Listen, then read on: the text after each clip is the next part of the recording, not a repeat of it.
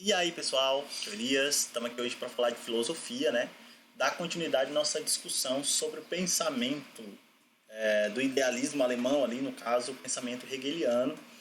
Na aula passada a gente comentou um pouco sobre a dialética hegeliana, né? Que é um dos conceitos assim elementares do pensamento lá idealista do Hegel, tá? Então, se você não entendeu, é muito importante voltar lá na aula, poder entender e deixar bem sólido esse conhecimento, porque essa ideia dialética do Hegel, ela de certa forma é a base para a construção do seu sistema idealista, tá? Então é muito importante ter isso muito claro, tá? Então hoje a gente vai comentar um pouco sobre a ideia, né, de espírito, né, e desenvolvimento racional do espírito de maneira geral, que é também um conceito central na filosofia hegeliana, e que, né, de certa forma, é usado pelo Hegel para a explicação dos fenômenos da realidade, da natureza e da própria história. Tá? Então é importante fazer a leitura da sessão sobre o desenvolvimento racional do espírito e fazer as anotações da aula, fazer as anotações do livro, e as dúvidas que surgirem, mandem lá no Google Class para que eu possa respondê-los. Tá bom? Então, vamos lá, a intenção é que essa aula seja um pouco mais curta para a gente poder entender aqui mais ou menos o que é essa ideia de espírito. Então vejam só, pessoal, para o Hegel, né, a realidade ela perpassa por uma ideia central, que é a ideia de espírito. E aqui, a priori, né, de antemão, antes da gente começar a falar de certa forma sobre pensamento hegeliano, alguns esclarecimentos são necessários. Primeiro, a maior parte dessa ideia, né, construída pelo Hegel, ele vai desenvolver lá no Fenomenologia do Espírito, né, que é o livro central da filosofia hegeliana. Tá? Então, a maior parte dessas ideias ele vai desenvolver nessa obra. Segunda questão é que espírito para o Hegel, pessoal, não é a mesma noção que, por exemplo, a maioria das pessoas tem de espírito fantasma, né? Espírito, alma, não é isso, tá? Quando o Hegel fala de espírito, o Hegel está falando em específico, na verdade, sobre a ideia de consciência. Então, espírito seria o equivalente à ideia de consciência, né? Que o Hegel coloca, que é justamente uma noção, uma compreensão racional da realidade. Tá? Então, o Hegel ele coloca isso, né? Ele chama de espírito, mas ele se refere a esse espírito muito mais sendo entendido como consciência. Então essa ideia é fundamental que fique claro, para depois não achar aí que o espírito do Hegel é o espírito fantasmagórico, algo desse tipo. Então, o que o Hegel vai colocar? Né? O Hegel colocava justamente que a realidade ela não é formada por um conjunto de partes desconexas. Para o Hegel, existe na realidade um processo racional que explica e ocorre a todo momento e que se manifesta como expressão desse espírito que é guiado pela razão. Aqui é importante lembrar do conceito de dialética. A dialética hegeliana, pessoal, ela é usada para explicar o movimento das coisas, do mundo, da sociedade, enfim, de maneira geral. E o que o Hegel dizia? Que na dialética existe uma tese, né, uma ideia, que em si contém a sua negação, a sua oposição, que ele chama de antítese. Né? Então você tem a tese, você tem a antítese, que é a negação ou a oposição da tese, e da relação entre tese e antítese surge uma síntese, que é a superação da tese e da antítese. E aí, lembra lá?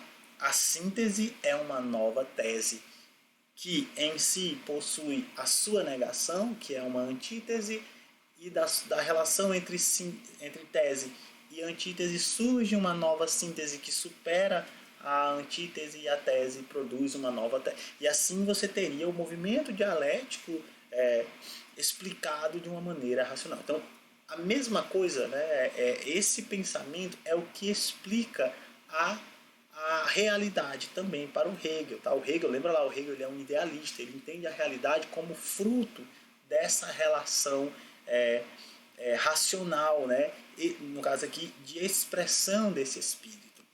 Tá?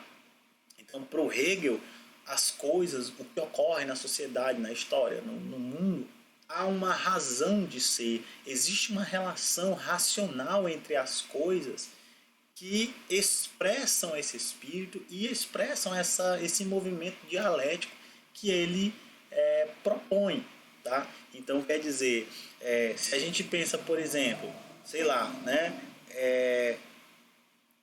a semente, né? A semente, ela tem em si a sua negação, que é a planta, né? A planta seria vamos dizer assim, a negação, né? Da semente enquanto si, né? E ao mesmo tempo é da relação entre essa semente e a sua negação que surge a síntese. Então você tem a planta, o fruto, né? E aí o fruto, ele já é também ali, seria, né, uma nova síntese, uma nova tese, e assim a coisa vai ocorrendo. Então, quer dizer, dentro da perspectiva dialética do Hegel, a planta, a semente, ela tem um porquê de ser, né? Ou seja, tornar-se planta. A planta tem um porquê de ser, que carrega em si a sua negação e uma síntese. Então, quer dizer, essa relação ela é racional, ela é lógica. E na perspectiva do Hegel, ela seria, né, aí uma expressão, ela seria a expressão desse espírito. Então, o que ele coloca ali, a atividade do espírito ou da razão se expressaria de inúmeras maneiras na natureza e em todos os aspectos da realidade. E é interessante porque o Hegel ele faz a distinção, né, do espírito. Ele considera o espírito em si, né, ou para si, que seria uma perspectiva da consciência individual, né? Então a consciência da existência seria a manifestação do espírito em si, né, ou para si. Depois você tem o espírito para o outro, que seria a consciência da existência em sociedade, e você teria o chamado espírito absoluto, que seria, né, a vivência, o estabelecimento entre a vivência individual e a noção coletiva, né? Inclusive ele vai, de certa forma, colocar isso nos termos do Estado, né? O Estado ele seria mais ou menos aí um espírito, né, absoluto, uma expressão do espírito absoluto, pois o Estado ele vai mediar aí essa relação entre o espírito em si, a consciência de si e a consciência em relação ao outro.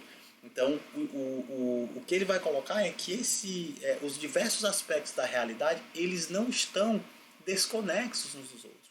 Há uma razão de ser para tudo o que existe, né? E essa razão de ser explica o movimento do espírito e ocorre como expressão desse espírito, né? Então, olha aí, a realidade ela seria uma expressão desse espírito racional, dessa razão universal que dita, vamos dizer assim, ou que estabelece o movimento, né, da realidade, da sociedade, da natureza.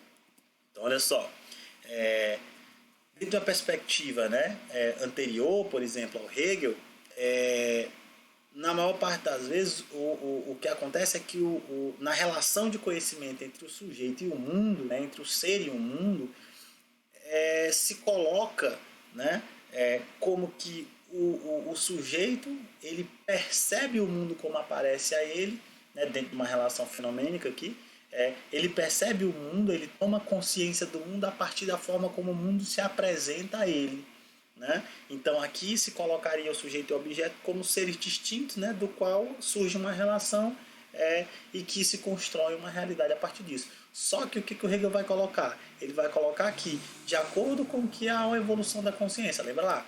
Consciência de si, a consciência do outro, e a relação entre os dois gera uma consciência maior, um espírito absoluto, que seria o responsável, né, por mediar essas contradições, essas teses e antíteses da realidade. E aí, de acordo com que há essa evolução da consciência, se leva à compreensão de que a realidade é a expressão do espírito. E até mesmo a própria consciência, a de si e a do outro, fazem parte de uma relação racional entendida como manifestação desse espírito, né? Então, quer dizer, o que o Hegel está propondo aqui é que a realidade ela é norteada, ela é permeada por esse espírito racional que racionaliza, né, e que dá uma razão de ser a tudo aquilo que existe. Por isso que ele vai colocar isso aqui. Nada existe fora do espírito, pois tudo obedece, né, está sujeito a essa relação de consciência, a essa percepção e a essa expressão da consciência que é o espírito.